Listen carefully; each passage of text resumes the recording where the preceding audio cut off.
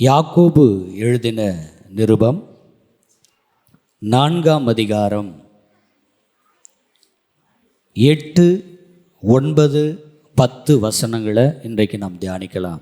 வேகமாக அதை குறித்த சாராம்சத்தோடு நாம் தியானிக்க போகிறோம். வாசிக்கலாமா? தேவனிடத்தில் சேருங்கள், தேவனிடத்தில் சேருங்கள், அப்பொழுது அவர் உங்களிடத்தில் சேருவார். பாவிகளே, உங்கள் கைகளை சுத்திகரியுங்கள், சுத்திகரியுங்கள். இருமனம் உள்ளவர்களே, உங்கள் இருதயங்களை பரிசுத்தமாக்குங்கள். நீங்கள் துயரப்பட்டு துக்கித்து அழுங்கள். உங்கள் நகைப்பு துக்கிப்பாகவும் உங்கள் சந்தோஷம் சஞ்சலமாகவும் மாற கடவது. கர்த்தருக்கு முன்பாக தாழ்மைப்படுங்கள், அப்பொழுது அவர் உங்களை உயர்த்துவார். கைகளை தட்டி கர்த்தரை மகிமைப்படுத்தலாம்.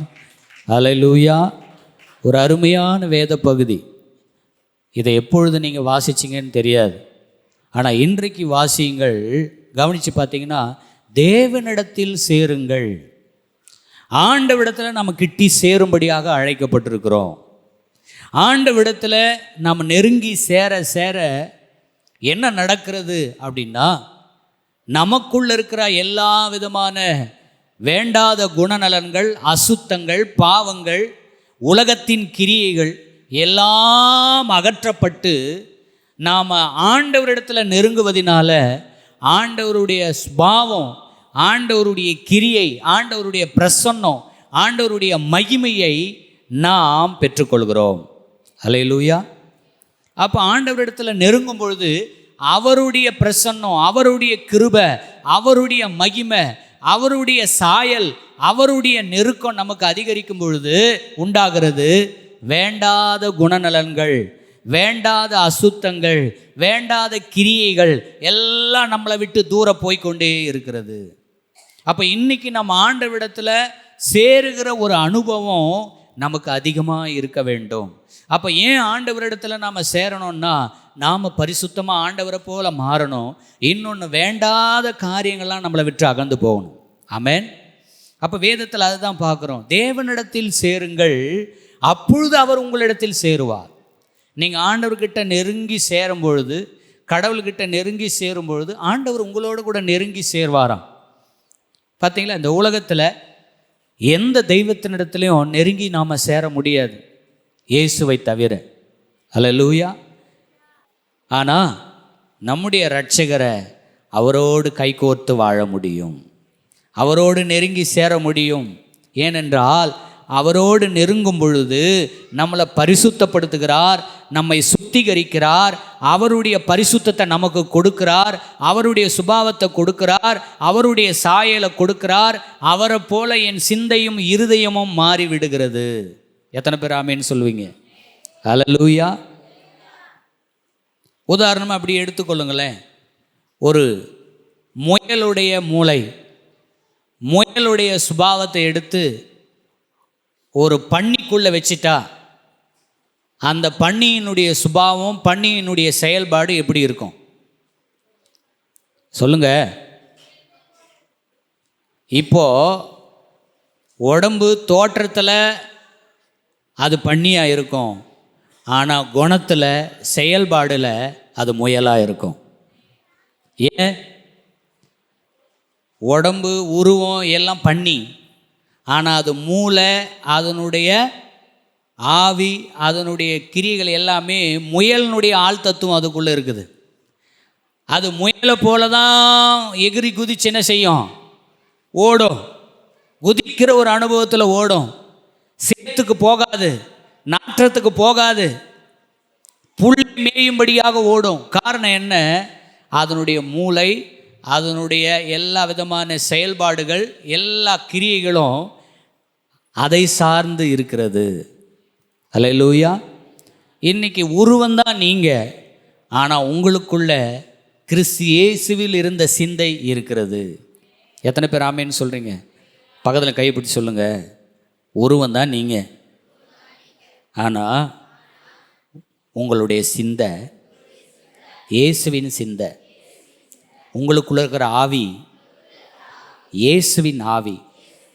உங்கள் ஆத்துமா ஆண்டவருக்கு சொந்தமானது. நீங்க பரிசுத்த ஆவியால் நிரப்பப்பட்டிருக்கீங்க. நீங்க தேவனிடத்தில் சேர சேர தேவனும் உங்களிடத்தில் நெருங்குவா. தேவன் நெருங்க நெருங்க நீங்க இயேசுவை போல மாறுவீங்க. கைகளை தட்டுங்க. இந்த உலகம் உங்க உருவத்தை பார்க்கும், ஆனா உங்களுக்குள்ளிருந்து வெளிப்படுறது எல்லாமே இயேசுவா இருக்கும்.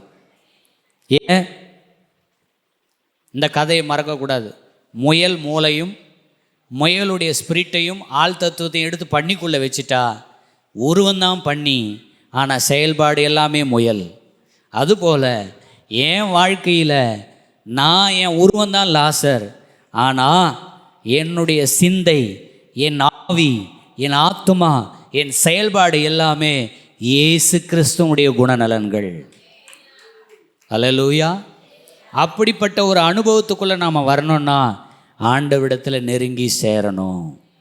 அப்போ ஆண்டவரிடத்தில் நெருங்கும் பொழுது நான் சொன்னேன், நமக்குள்ள உண்டாகிற ஒரு காரியம் என்ன தெரியுமா? சுத்திகரிப்பு.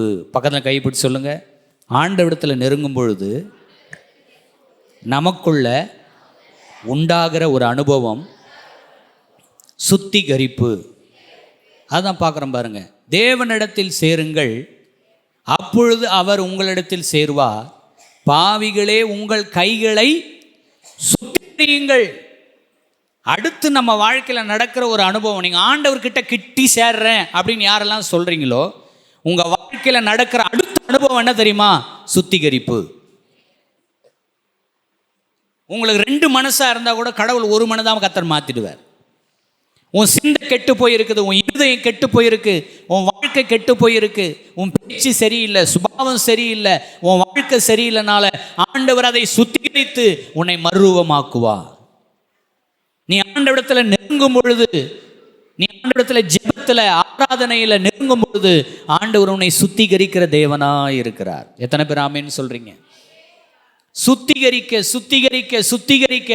ஒரு பாத்திரத்தை கழுவ கழுவ கழுவ எப்படி பல பல பல பலன்னு மாறுதோ, எப்படி ஒரு வெள்ளிய தட்டான் கிட்ட கொடுக்கும் பொழுது அந்த தட்டான் அதில் இருக்கிற அழுக்கெல்லாம் நீக்கி அந்த வெள்ளியை புத்தம் புதிதாக மாற்றி கொடுக்கிறாரோ, அதுபோல உன் வாழ்க்கை உன்னையும் கர்த்தர் மாற்ற வல்லவராய் இருக்கிறார்.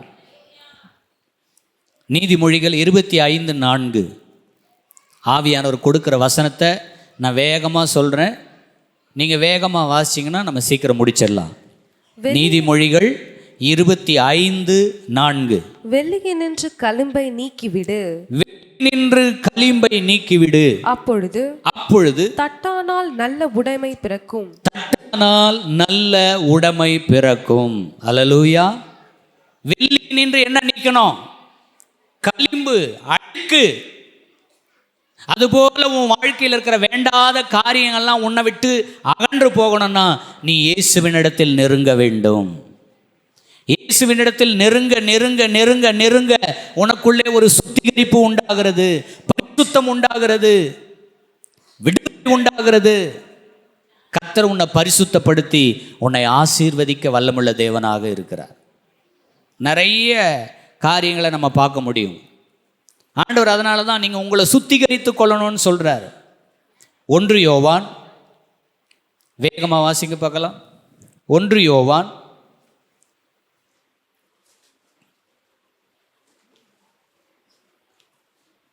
எல்லாரும் எடுத்துக்கொள்ளாமா? 1 யோவான் 3ஆம் அதிகாரம் 2வது வசனமும் 3வது வசனத்தையும் வாசிக்கும் பொழுது, பிரியமானவர்களே இப்பொழுது தேவனுடைய பிள்ளைகளாய் இருக்கிறோம், இனி எவ்விதமாய் இருப்போம்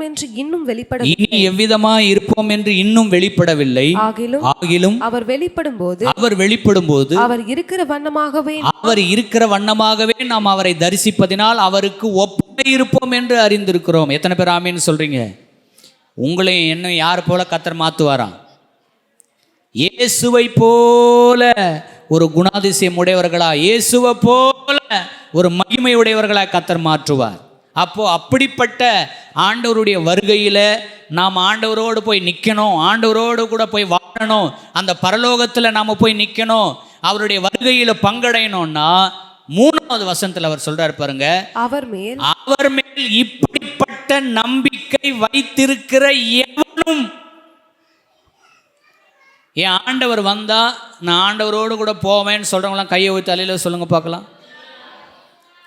உண்மையா சொல்றவங்க ஒரு அலையில சொல்லுங்க. இயேசு வந்தா கூட நான் அந்த பூமியிலே இருந்துடுறேன்னு சொல்றதுக்கு யாராவது ஆசைப்படுறீங்களா? இயேசு வரும்பொழுது நான் என்ன செய்வேன்? அவரோடு கூட போவேன். அவர் என்னை அழைத்து செல்வார், அவர் என்னை மறுரூபமாக்கி அழைத்து செல்வார். இப்படிப்பட்ட நம்பிக்கை யார் இருக்கிறதோ இந்த 3வது வசனத்தையும் வாசிக்கணும். வாசிங்க பார்க்கலாம். அவர் மேல் இப்படிப்பட்ட நம்பிக்கை வைத்திருக்கிறவன் எவனும், அவர் மேல் இப்படிப்பட்ட நம்பிக்கை வைத்திருக்கிற எவனும் அவர் சுத்தமுள்ளவராய் இருக்கிறது போல, கவனிங்க, அவர் சுத்தமுள்ளவராய் இருக்கிறது போல தன்னையும் சுத்திகரித்துக் கொள்ளுகிறான். ஆமென். அவர் சுத்தமுள்ளவராய் இருக்கிறது போல தன்னையும் சுத்திகரித்துக் கொள்ளுகிறான். இன்னைக்கு நீங்க ஆண்டவர்கிட்ட சேரும் பொழுதே, ஆண்டவர்கிட்ட நெருங்கும் பொழுதே கர்த்தர் உன்னை பரிசுத்தமாக்கி உன்னை சுத்திகரித்து உன்னை கர்த்தர் அவரை போல குணாதிசயம் உடையவர்களாக, அவரை போல இயேசுவை போல மாற்றி உன்னை ஆசீர்வாதமாய் பயன்படுத்த கர்த்தர் சித்தமுள்ளவராய் இருக்கிறார். அப்போ இன்னைக்கு விஷயம் என்ன? நீங்க ஆண்டவரிடத்துல இன்னும் சேரணும், ஆண்டவரிடத்துல இன்னும் ஆதாம் ஏவாள் போல ஆதியில் உறவாடினது போல உறவாடணும், ஜெபத்தில் ஆண்டவர்கிட்ட அடிக்கடி கிட்டி சேரணும், வேதத்தை வாசிக்கிறதுல ஆண்டவர்கிட்ட கிட்டி சேரணும், சபையில் வந்து ஆண்டவரோடு கிட்டி சேரணும், ஆண்டவருடைய முகத்தை தனியாக போய் நீங்கள் பார்த்து ஜெபிக்கணும். அப்போது என்ன நடக்கும் அப்படின்னா, உங்களுக்குள்ள வேண்டாத அழுக்கு, அசுத்தம், பாவம் எல்லாம் என் இயேசுவானவர் அவருடைய ரத்தத்தினால கழுவி சுத்திகரிப்பார். எத்தனை பேர் ஆமேன்னு சொல்கிறீங்க? ஒரு சில காரியங்களை சொல்கிறேன் பாருங்க. அப்படி சுத்திகரிக்க சுத்திகரிக்க சுத்திகரிக்க உன் வாழ்க்கை மகிமையாய் கர்த்தர் மாற்றுவார். இன்னைக்கு செய்தி அதான், சுத்திகரிப்பு.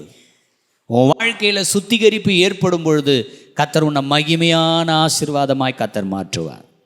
அல்லேலூயா. யோவான் 15 எடுத்துக்கொள்ளுங்க வேகமா. யோவான் 15ஆம் அதிகாரம். இங்கே சுத்திகரிப்பின் மூலமாய் நடக்கிற ஒரு ஆசீர்வாதத்தை பார்க்கிறோம். பேசக்கூடாது, தயவு செய்து கவனிங்க, நம்ம சீக்கிரம் முடிக்கலாம். வசனத்தை கவனிங்க.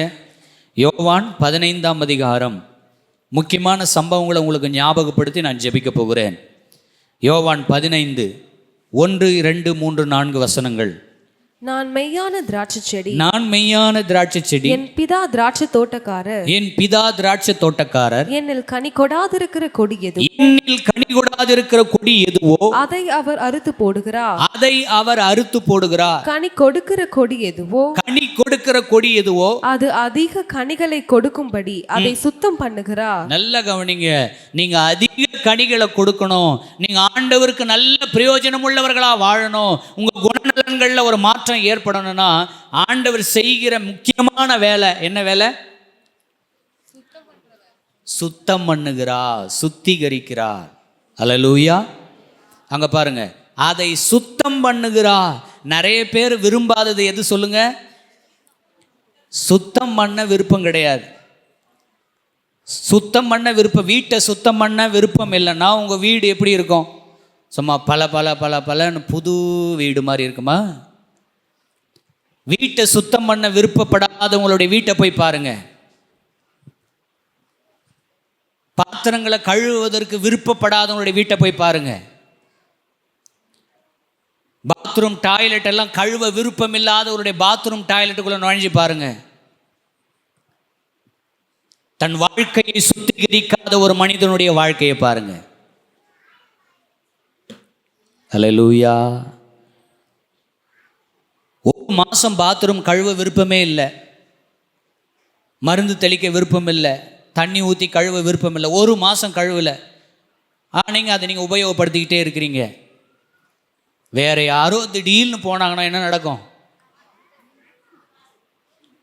சொல்லுங்களேன்? அலறி அடிச்சுக்கிட்டே நம்முடைய லைஃப் எப்படி? பிசாசு நம்முடைய வாழ்க்கை அப்படியாய் மாற்ற விரும்புகிறான். நம்முடைய வாழ்க்கையில் சுத்திகரிப்பு இருக்கக்கூடாதுன்னு நினைக்கிறான், பரிசுத்தம் வரக்கூடாதுன்னு நினைக்கிறான்.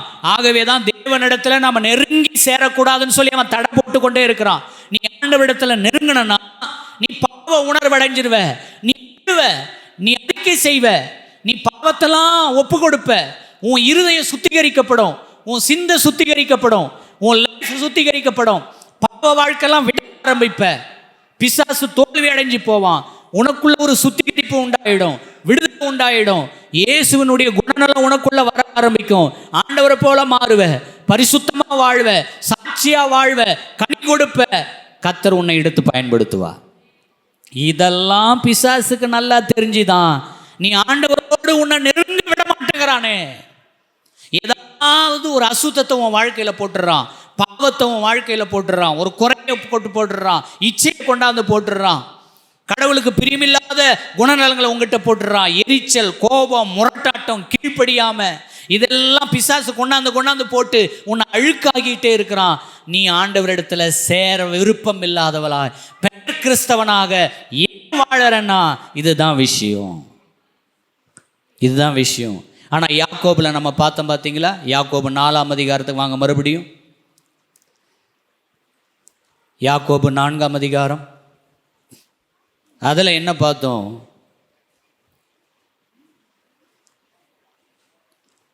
8:9 தேவனிடத்தில் சேருங்கள், தேவனிடத்தில் சேருங்கள், அப்பொழுது அவர் உங்களிடத்தில் சேருவார்.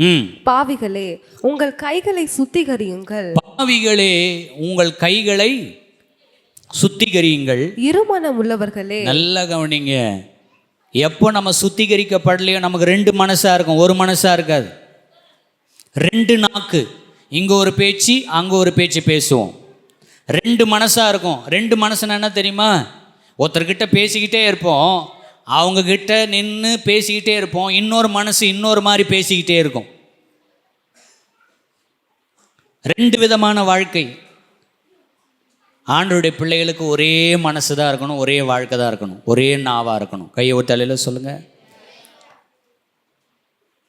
ஒருத்தர்கிட்ட வந்து பேசுறேன்னா நம்முடைய இருதயம் உண்மையான அன்பில் நம்ம பேசிட்டு, உண்மையான அன்பை நேசிச்சுட்டு, உண்மையான கீழ்ப்படிதலோடு வாழ்ந்துடணும். இன்னொரு மனசு இன்னொரு வாழ்க்கை, இவங்ககிட்ட இன்னொரு மனசு இன்னொரு வாழ்க்கை. இருமனம் உள்ளவர்கள் தன் வழிகளிலே நிலையற்றவர்களாக இருக்கிறான். யாக்கோபு 4:6 வாசிக்கிறோம் இல்லையா? யாக்கோபு 1ஆம் அதிகாரம், யாக்கோபு 1ஆம் அதிகாரத்தில் பாருங்கள், இருமனம் உள்ளவனுடைய செயலை குறித்து அங்கே நம்ம பார்க்குறோம். இருமனம் உள்ளவன் தன் வழிகள் எல்லாம் நிலையற்றவனாயிருக்கிறான். தாழ்ந்த சகோதரன், 8வது வசனம், யாக்கோபு 1:8. இருமனம் உள்ளவன் தன் வழிகளில் எல்லாம் நிலையற்றவனாயிருக்கிறான். எதிலுமே நிலைக்கிறது கிடையாது. இந்த 2 மனசா இருக்கக்கூடிய குணம், தயவுசெய்து அந்த குணத்தை மாத்திக்கிங்க. இந்த 2 குணம் ஆண்டவருடைய பிள்ளைகளுக்கு, இந்த 2 குணம் இருக்கக்கூடாது. ஒரே குணமா இருக்கணும், நம்ம ஒரே மைண்ட்ல வாழணும். ஒருத்தர்கிட்ட பேசும்போது 2 மனசு பேசிக்கிட்டு இருக்கக்கூடாது, 3 மனசா மாறிடக்கூடாது. நீங்களாக இருக்கணும். அன்புள்ளவர்கள்னா அன்புள்ளவர்கள் தான், பரிசுத்தம் உள்ளவர்கள்னா பரிசுத்தம் உள்ளவர்கள் தான், கீழ்ப்படுகிறவர்கள்னா கீழ்ப்படுகிறவர்கள் தான். ஒருவேளை உங்களுக்குள்ள கோப சுபாவம் இருக்குதா, அந்த கோப சுபாவத்தை கூட உண்மையாக ஆண்டவரிடத்தில், ஆண்டவரை ஒப்பு கொடுத்து என் கோப சுபாவத்தை மாற்றுங்கப்பான்னு சொல்லி உங்களை மாற்றணும். அல்லேலூயா. அங்கே வாசிக்கிறோம் பாருங்க, 8வது வசனம், யாக்கோபு 1:8. இருமனம் உள்ளவன் தன் வழிகளிலெல்லாம் நிலையற்றவனாய் இருக்கிறான். இருமனம் உள்ள ஆட்கள் அவங்க நிலைச்சி நிற்க முடியாதுங்க.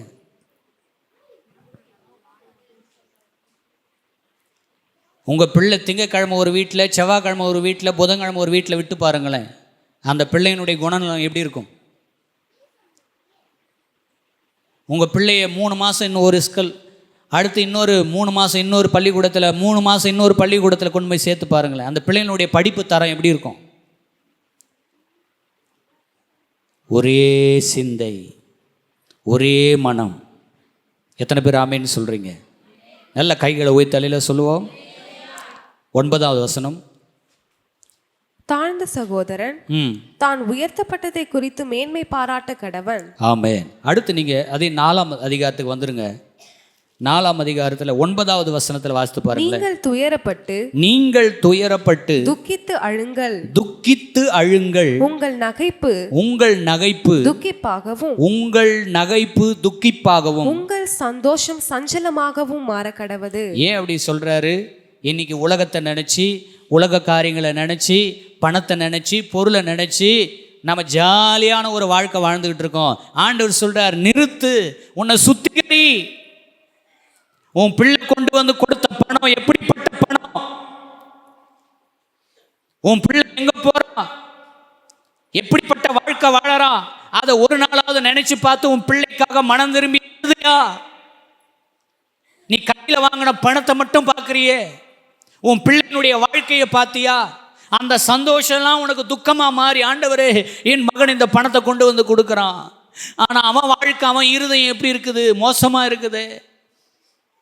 தட்டை தூக்கி அடிக்கிறான், கோபமா பேசுறான், அசிங்கமா பேசுறான், ஆனா அந்த பணத்தை கொண்டு வந்து கொடுக்குறான். ஆண்டவரே இது எனக்கு சந்தோஷத்தை விட நான் அழுகிறேன் ஆண்டவரே, என் மகனுடைய ஆத்மா முக்கியமா ஆண்டவரேன்னு சொல்லி எத்தனை பேர் அழறீங்க? கைகளை தலையில சொல்லுவோம். கணவர் காசு கொண்டு வந்து கொடுத்தா பணம் மட்டும் போதும்னு வாங்கிக்கிறோம். நகை வாங்கிட்டு வந்து கொடுத்துட்டா நகை மட்டும் போதும்னு நினைக்கிறோம்.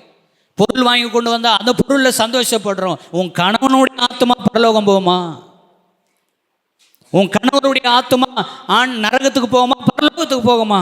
என்றைக்காவது கதறி அழுது ஒப்பு கொடுத்து, ஆண்டவரே என் கணவர் மனம் திரும்ப வேண்டும், அந்த வாழ்க்கையிலிருந்து விடுதலையாக்கப்பட வேண்டும், இயேசுவே சொந்த தெய்வம் என்பதை அறிந்து கொள்ள வேண்டும், அவர் உமக்காக பயந்து வாழணும், என் கணவர் நரகத்துக்கு போகக்கூடாது, இந்த 10,000 இந்த 5,000 எனக்கு பெரிய மகிழ்ச்சியை தந்து கண்டிப்பாக்கி என்னை ஆண்டவரே தேவ சமூகத்தை விட்டு பிரிச்சிடக்கூடாது. ஆண்டவரே இந்த பணம் வந்தாலும் ஸ்தோத்திரம், ஆனால் என் கணவருக்காக அழுகிறேன், என் பிள்ளைகளுக்காக அழுகிறேன், ஆண்டவரே என்னுடைய குடும்பத்துக்காக கண்ணீர் வெடிக்கிறேன், என் பாவ வாழ்க்கைக்காக அழுகிறேன். எத்தனை பேர் ஆமேன்னு சொல்றீங்க? அதைத்தான் சொல்றாரு 9வது வசனம். என்ன வாசிங்க பார்க்கலாம். நீங்கள் வாசிங்க 9வது வசனம் வாசிங்க. நீங்கள் துயரப்பட்டு துக்கித்து அழுங்கள். உங்கள் நகைப்பு துக்கிப்பாகவும் உங்கள் சந்தோஷம் சஞ்சலமாகவும் மாற கடவது. ஏன் சொல்ற? சபிக்கல, நீ இதை விட இதை பெரிதாக நினை. அல்லேலூயா. நீ கண்ணீர் வடிச்சு என்ன செய்? உனக்கு கொடுத்திருக்கிற ஆசீர்வாதங்களை விட அவங்களுடைய ஆத்துமா, அவங்களுடைய விளையாட பெற்ற என்பதை நினைச்சு பாரு. எத்தனை பேர் ஆமீன்னு சொல்றீங்க?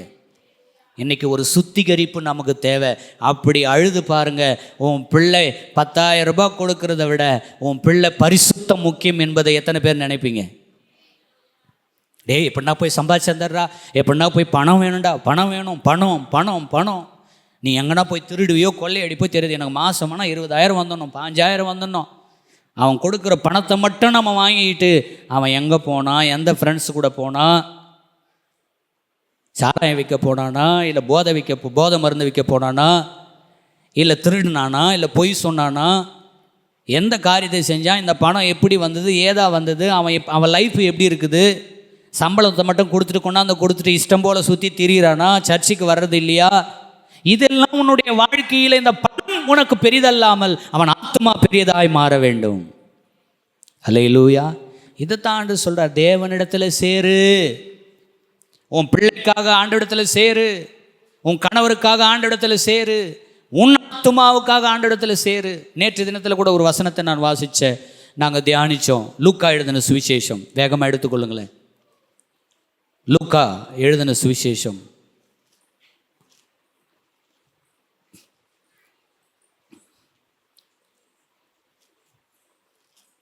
எடுத்துட்டீங்களா? லூக்கா 23, லூக்கா 23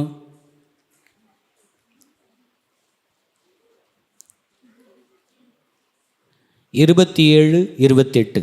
திரள் கூட்டமான ஜனங்களும் அவருக்காக திரள் கூட்டமான ஜனங்களும் அவருக்காக புலம்பி அழுகிற ஸ்திரீகளும் அவருக்காக புலம்பி அழுகிற ஸ்திரீகளும் அவருக்கு பின் சென்றார்கள். அவருக்கு பின் சென்றார்கள். நல்ல கவனிங்க. இயேசு கிறிஸ்து சிலுவை சுமந்துட்டு போயிட்டே இருக்கிறாரு.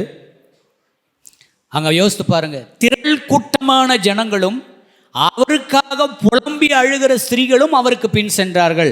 ஆண்டவருக்கு பின்னாடி ஒரு கூட்டம் என்ன செஞ்சுக்கிட்டு இருக்குது சொல்லுங்கம்மா? அப்படியே அழுதுகிட்டே, பைபிள் பார்க்குறீங்களா? புலம்பி அழுது கொண்டு போகிற ஜனங்கள் ஒரு கூட்டம், டீம் அழுதுகிட்டே வருது. ஆண்டவருக்கு எப்படி இருந்திருக்கும்?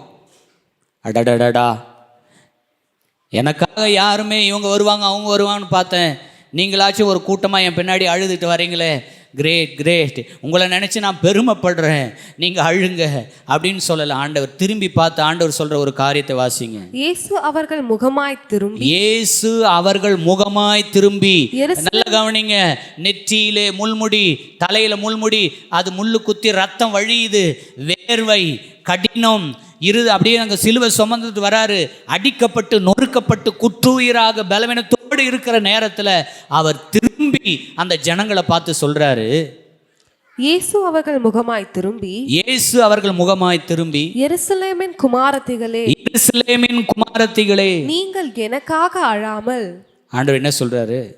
நீங்கள் எனக்காக அழாமல் உங்களுக்காகவும் உங்கள் பிள்ளைகளுக்காகவும் அழுங்கள். கையோ தலையில சொல்லுவோம்.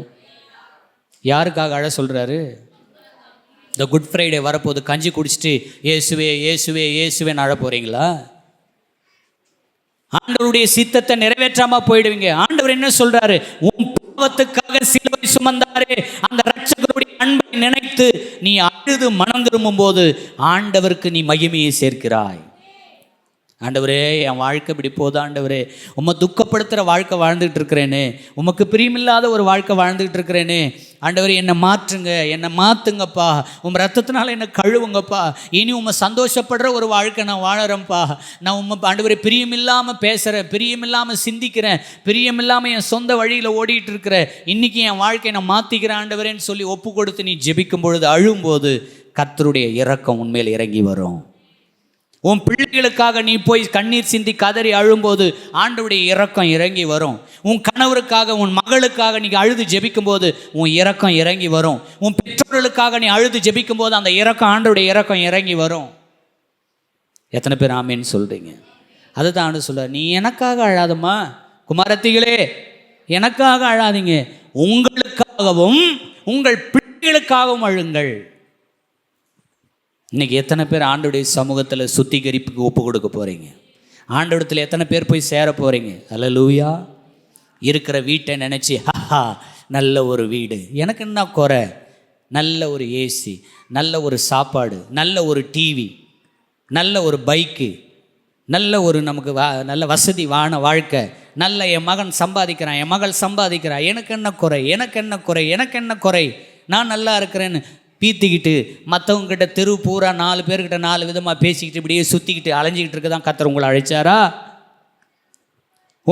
மாறலையே, உன் சுத்தம் மாறலையே, உன் குணம் மாறலையே, சுத்திகரிக்கப்படாம மாறாம இயேசு வரும்பொழுது அவருடைய வருகைக்குள்ள நீ எப்படி நீ பயணம் செய்வாய்? ஒருவேளை ஆண்டவருடைய வருகை தாமதிக்குமானா உன் உயிர் உன்னை விட்டு நீங்கி செத்த பிரேதமா இந்த பூமியில கிடக்கும் பொழுது உன் அழுக்கு வாழ்க்கையை, பாவ வாழ்க்கையை, 1 மாதம் 2 மாதம் கழுவாத பாத்ரூம் மாதிரி நம்ம வாழ்க்கையை தேவ தூதர்களும் ஆண்டவரும் பார்க்கிறார். ஒரு பக்கம் சாத்தானும் நின்று பார்க்கிறான். இப்படி இருக்கிறது, இவன் இப்படிலாம் வாழ்ந்தானே, இவர் என்ன செய்ய போகிறா? அப்படி நம்ம வாழ்க்கையை பார்க்கணுமா? யோசித்து பாருங்க. பிசாசு ஒரு பக்கம் நிற்கிறான், ஆண்டவரும் ஒரு பக்கம் நிற்கிறார். யோபு வாழ்க்கை சாட்சி உள்ள வாழ்க்கையா இருந்தது. பிசாசும் ஒரு பக்கம் நிற்கிறான், ஆண்டவரும் ஒரு பக்கம் நிற்கிறாரு, தேவ தூதர்கள் நிற்கிறாங்க. அப்ப பிசாசு சொல்றான், யோபின் மேல் கவனம் வைத்தாயோன்னு ஆண்டவர் அவனை பார்த்து கேட்கிறாரு. அவன் உத்தமனும் சன்மார்க்கனும் நீதிமானும் பொல்லாப்புக்கு விலகுறவனுமா இருக்கிறான், கர்த்தருக்கு பயப்படுறவனா இருக்கிறான்னு சொல்லி ஆண்டவர் ஒரு சர்டிபிகேட் கொடுக்கிறாரு. பிசாசு வெக்கப்பட்டு போனான். கையோ தலையில சொல்லுவோம். சகரியா 3ஆம் அதிகாரம், வேகமாக எடுங்க. சகரியாவின் புஸ்தகம் உங்களுக்கு ஒரு சில வசனங்கள் அடையாளம் காட்டி கொடுத்து ஜெபிக்கிற, சத்தியத்தை புரிஞ்சு கொண்டீங்கன்னா ஸ்தோத்திரம். சகரியா 3ஆம் அதிகாரம். ஏதோ இருக்கிற வாழ்க்கையில் திருப்தி அடைந்து பாவ வாழ்க்கையில நீங்கள் வாழ்ந்துட்டு இருப்பீங்கன்னா ஆண்டவர் சந்தோஷப்பட மாட்டார். சகரியா 3ஆம் அதிகாரம் பழைய ஏற்பாட்டில் எடுத்துக்கொள்ளுங்க. 1வது வசனத்தில் வாசிக்கலாம். அவர் பிரதான ஆசாரியனாகிய யோசுவாவை எனக்கு காண்பித்தார். அவன் கர்த்தருடைய தூதனுக்கு முன்பாக நின்றான். நல்ல கவனிங்க, இந்த யோசுவா கர்த்தருடைய தூதனுக்கு முன்னாடி நிற்கிறாரு. அடுத்து சாத்தான் அவனுக்கு விரோதம் செய்ய அவன் வலது பக்கத்திலே நின்றான். சாத்தானும் ஒரு பக்கம் நிற்கிறான். அப்பொழுது நல்ல கவனிங்க, சாத்தானும் ஒரு பக்கம் நிற்கிறான், தேவ தூதனும் ஒரு பக்கம் நிற்கிறான். சாத்தான் விரோதம் செய்ய நிற்கிறான், தேவ தூதன் அவனை பாதுகாக்கிறதுக்காக நிற்கிறாரு. இப்போ போராட்டம் நடக்கிறது. ஏன் போராட்டம்னா, யோசுவா எப்படிப்பட்டவனா இருக்கிறான் நீங்க பாருங்க, அவன் ஏன் ஆளு அப்படின்னு பிசாசு நிற்கிறான். ஆனால் தேவதூதன் நிற்கிறாரு, ஆண்டவர் சொல்லுவதை கேட்டு அவனை காப்பாற்றி அவனை சுத்திகரிப்பதற்கு பரிசுத்தப்படுத்துவதற்கு ரெடியாக இருக்கிறாரு. இவன் நரகம் போயிடக்கூடாதுன்னு. இன்னைக்கு ஆண்டவருடைய நம்முடைய வாழ்க்கையில் இப்படி தான் ஒரு போராட்டம் நடக்குது, தினமும் நடக்குது. வாசித்து பாருங்க, அங்க என்ன நடக்குது. 2ஆம் வசனம். அப்பொழுது கர்த்தர் சாத்தானை நோக்கி கர்த்தர் உன்னை கடிந்து கொள்வாராக. கர்த்தர் உன்னை கடிந்து கொள்வாராக. சாத்தானே எருசலேமை தெரிந்து கொண்ட கர்த்தர் உன்னை கடிந்து கொள்வாராக. இவன் அக்கினியின்று தப்புவிக்கப்பட்ட கொல்லி அல்லவா, நான் இவனை காப்பாத்துறதுக்கு எவ்வளவோ பாடுகள் பட்டிருக்கிறேன், அப்பாலே போ அப்படின்ற. இவன் அக்கினியிலிருந்து தப்புவிக்கப்பட்ட கொல்லி அல்லவா. 3வது வசனம். யோசுவாவோவெனில் அழுக்கு வஸ்திரம் தரித்தவனாய் தூதனுக்கு முன்பாக நின்றான். எங்க நிற்கிறான்? ஆனா உடம்புல என்ன இருக்கு? உடம்பு எப்படி இருக்கு? அழுக்கு வஸ்திரம், அழுக்கான வாழ்க்கை, சாபமான வாழ்க்கை. ஆனா ஆண்டவர்கிட்ட அழுதுகிட்டு நிற்கிறான்.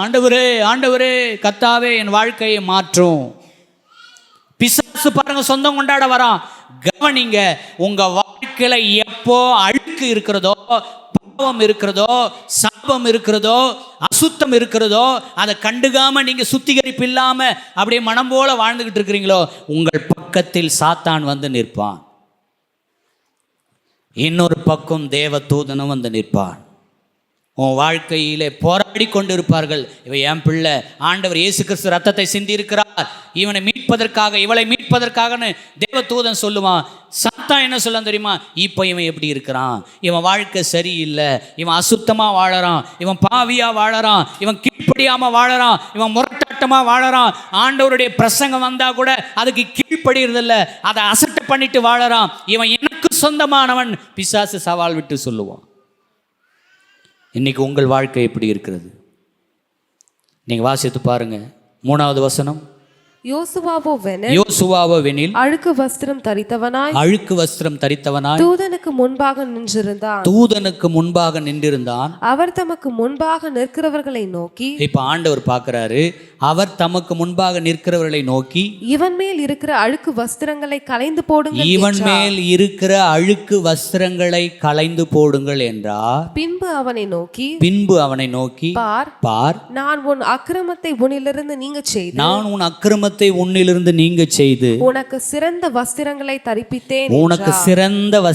தரிப்பித்தேன் என்றார். அவன் சிரசின் மேல் சுத்தமான பாகையை வைப்பார்களாக என்றார். அப்பொழுது சுத்தமான பாகையை அவன் சிரசின் மேல் வைத்து அவனுக்கு வஸ்திரங்களை தரிப்பித்தார்கள்.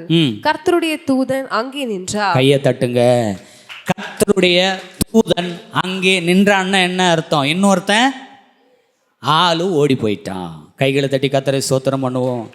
எப்பொழுது பரிசுத்தம் உனக்குள்ளே வருகிறதோ அங்கே சாத்தானுக்கு இடமில்லை. பக்கத்தில் கையை பிடிச்சு சொல்லுங்க. எப்பொழுது பரிசுத்தம் உன் வாழ்க்கையில் வருகிறதோ, நீ பரிசுத்தமாக்கப்படுகிறாயோ, நீ சுத்திகரிக்கப்படுகிறாயோ, நீ கண்ணீர் விட்டு கதறி அழுது ஆண்டவருடைய சமூகத்தில் சேர்கிறாயோ, பிசாசுக்கு இடமில்லை. உன் வாழ்க்கையில் பிசாசுக்கு இடமில்லை. கர்த்தர் உன்னோடு நிற்பா. கர்த்தர் உன்னோடு இருக்கிறா. கர்த்தர் உன்னை பரிசுத்தமாக்குகிறா. கைகளை தட்டி கர்த்தரை ஸ்தோத்திரம் பண்ணுவான். அல்லேலூயா. லூக்கா 18ஆம் அதிகாரத்தில் 2 பேர் ஜெபம் பண்ண போகிறாங்க. லூக்கா 18:10 நீங்கள் வாசிங்கன்னா, லூக்கா 18:10 2 மனுஷர் ஜெபம் பண்ணும்படி தேவாலயத்துக்கு போனார்கள். ஒருவன் பரிசேயன் மற்றவன் ஆயக்காரன்.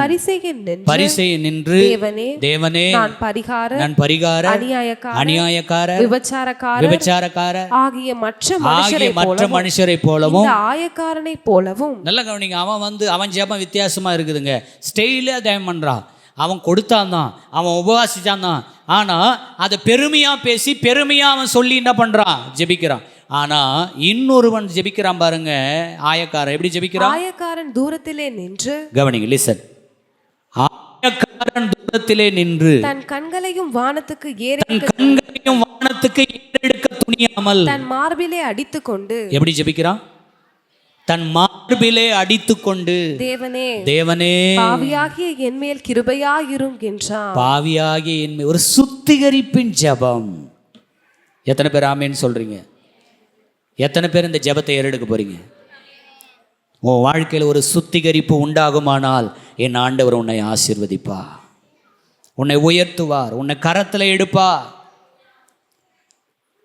அது நடந்த உடனே ஆண்டவர் சொல்றாரு, அவனல்ல இவனே நீதிமானாக்கப்பட்டவனாய் திரும்பினான். அல்லேலூயா. கர்த்தர் அவனை விட்டுட்டார். சகேயு ஆண்டவர்கிட்ட நெருங்காத வரைக்கும் ஜனக்கூட்டத்தை தான் பார்த்தான். எப்போ ஆண்டவரை பார்த்தானோ தன் வாழ்க்கையை பார்த்தான். கைகளை தலையில் சொல்லுவோம். நீங்கள் ஜனத்தை பார்க்குறீங்களா, இயேசுவை பார்க்குறீங்களா? பக்கத்தில் கையை பார்த்து சொல்லுங்கள், கையை பிடிச்சி சொல்லுங்கள். நீங்கள் ஜனத்தை பார்க்குறீங்களா, உங்கள் கூட இருக்கிறவங்கள பார்க்குறீங்களா, இயேசுவை பார்க்குறீங்களா? ஏன் அங்கே ஜனக்கூட்டத்தில் போதும், ஜனக்கூட்டத்தை பார்த்த உடனே ஏன் அவனுக்கு அந்த ஃபீல் வரல? ஏன் சுத்திகரிக்கப்படணுன்ற ஃபீல் வரல? ஆனால் எப்போ வீட்டுக்குள்ளே ஆண்டவர் சொல்கிறாரு, நான் உன் வீட்டிலே தங்க வேண்டும்னு சொல்லி வீட்டுக்கு வந்தாரோ, சகேயு அந்த ஆண்டவரிடத்தில் நெருங்கும் பொழுது தன் வாழ்க்கையை உணர்ந்தான்.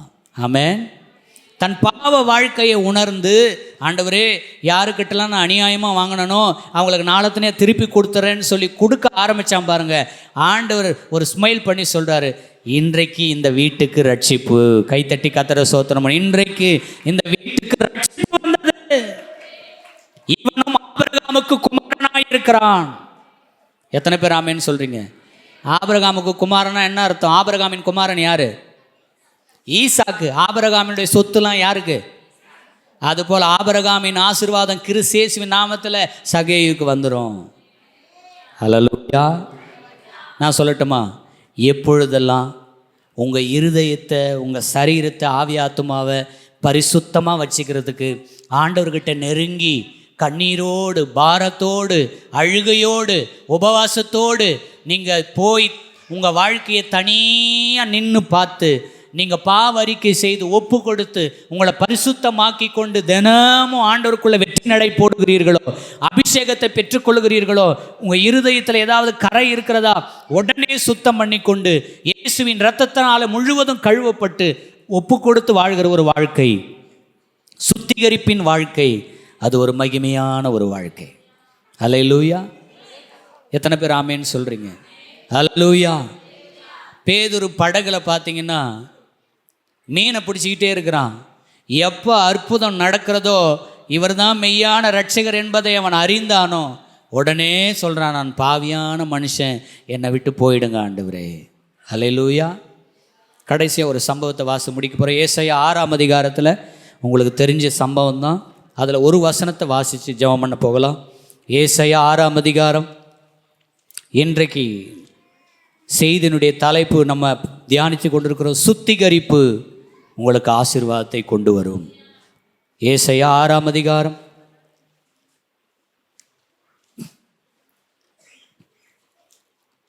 1வது வசனத்திலிருந்து பார்க்குறோம். ஏசாயா தேவாலயத்தில் போய் ஜெபம் பண்ண போகிறாரு. அப்போ ஒரு தரிசனத்தை பார்க்குறாரு.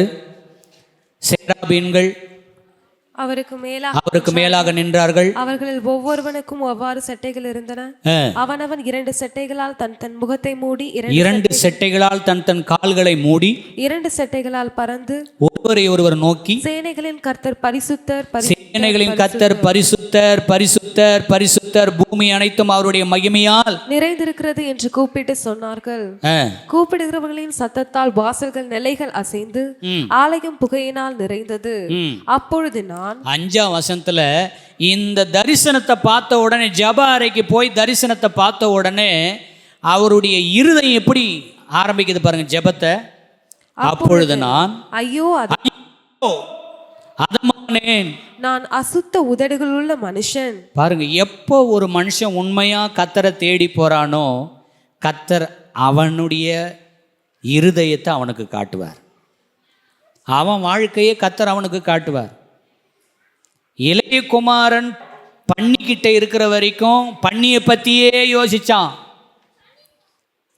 எப்போ அப்பா கிட்ட நெருங்க நெருங்க நெருங்க நெருங்க நெருங்க தன் நிலைமையை யோசித்து அறிக்கை செய்கிறான். நீங்கள் எந்த இடத்து ஆண்டவிடத்தில் கிட்டி சேருகிறீர்களோ உன் நிலைமையை கர்த்தர் உனக்கு காட்டுவார். ஆனால் ஒரு சிலர் ஜபத்துக்கு போகிறாங்க. ஜப அறைக்கு போன உடனே ஜப அறைக்கு போயிட்டு பெருமையாக வராங்க, பெருமை பேசுகிறவங்களாம் வராங்க. அது என்ன ஜபமோ தெரியல, யாரை பார்த்தாங்களோ தெரியல. ஆனால் கர்த்தரை பார்த்தாங்கன்னா தன்னிலையை உணர்ந்து வருவார்கள். கைகளோ தலையில் சொல்லுவோம். சொல்லட்டுமா? எத்தனை பேர் உங்களுக்கு பைபிளில் காட்டணும்? ஜப அறைக்கு உண்மையாக ஒருத்தர் ஜபம் பண்ண போகிறாங்கன்னா தாழ்மையாய் கண்ணீரோடு பாரத்தோடு பாவறிக்கை செய்து உண்மையான தேவ பிரசனத்தோடு அவர் ஹம்பிளாக வெளியே வருவாங்க. எத்தனை பேர் ஆமேன்னு சொல்கிறீங்க? ஏசாயா பாருங்க, நான் அதமானேன். அடுத்து என்ன சொல்றாரு? நான் அசுத்த உதடுகள். ஒரு தீர்க்கதரிசி சொல்றாருங்க, நான் அசுத்த உதடுகள் உள்ள மனுஷன். அசுத்த உதடுகள் உள்ள ஜனங்களின் அசுத்த உதடுகள் உள்ள ஜனங்களின் நடுவிலே வாசமா இருக்கிறவன். திங்கட்கிழமையிலிருந்து சனிக்கிழமை வரைக்கும் நம்ம பேசாத பேச்சா, நம்ம போகாத வீடா, போகாத தெருவா? இந்த செல்போன் போதும், இதில் எவ்வளோ நம்பர் இருக்குது, யார் யார்கிட்ட பேசுகிறோம், அரை மணி நேரம் 1 மணி நேரம்.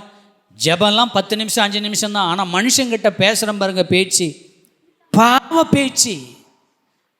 நம்ம வாய் பரிசுத்தம் கெடுது, இருதயம் பரிசுத்தம் கெடுது, சிந்த பரிசுத்தம் கெடுது. தேவையில்லாததை பேசி பேசி பேசி அக்கிரமத்தை பேசி அபிஷேகத்தெல்லாம் இழந்து போகிறோம். சபைக்கு வந்து பெற்றுக்கொண்ட ஆசீர்வாதம் கிருபையெல்லாம் இழந்து போகிறோம், இழந்து போகிறோம்.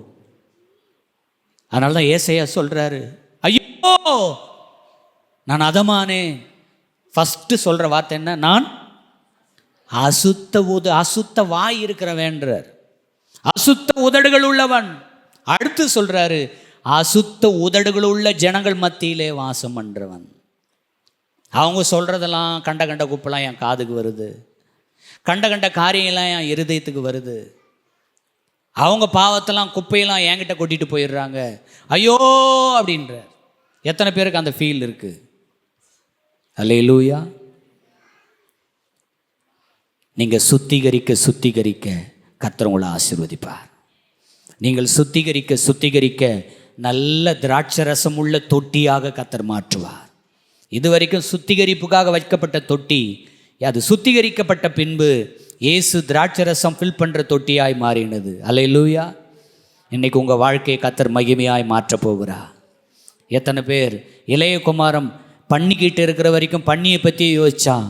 ஆனால் எப்போ பண்ணிக்கிட்ட இருந்து அவன் வெளியில் வரணும்னு நினச்சி வந்து அப்பா கிட்ட நெருங்க நெருங்க பாவ அறிக்கை செய்கிறான். இப்பொழுது இழந்து போன ஆசீர்வாதத்தெல்லாம் திரும்ப பெற்றுக்கொண்டான். எத்தனை பேர் ஆமேன்னு சொல்கிறீங்க? எல்லோரும் எழுந்து நிற்கலாமா? எல்லாரும் எழுந்து நிற்போம். ஆண்டவரே, நான் உம்மிடம் இன்னைக்கு செய்தியின்படி யாக்கோபில் வாசித்தது போல நாளில், ஆண்டவரே நான் உம்மிடத்தில் சேர வேண்டும், உம்மிடத்தில் நெருங்க வேண்டும், என் வாழ்க்கை சுத்திகரிக்கப்பட வேண்டும். ஆண்டவரே, எல்லாரும் கண்களை மூடி ஜெபிக்கலாமா?